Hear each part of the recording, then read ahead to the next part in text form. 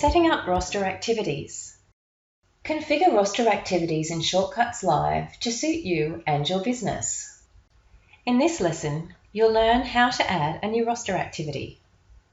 From Employees and Rosters, select Roster Activities.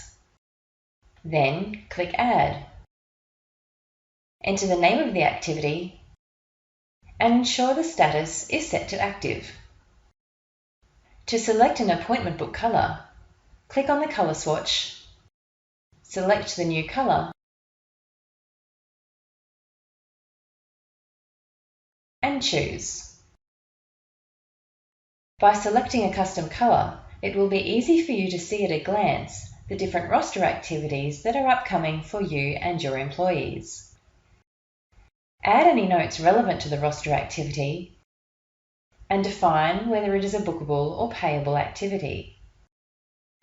If you don't want client appointments to be made for you or an employee during the time that they are assigned to this activity, for example, if they are on an RDO or annual leave, then ensure the bookable toggle is set to No. If the employee is to be paid while they are involved in this activity, ensure this toggle is set to Yes. Click Done to save.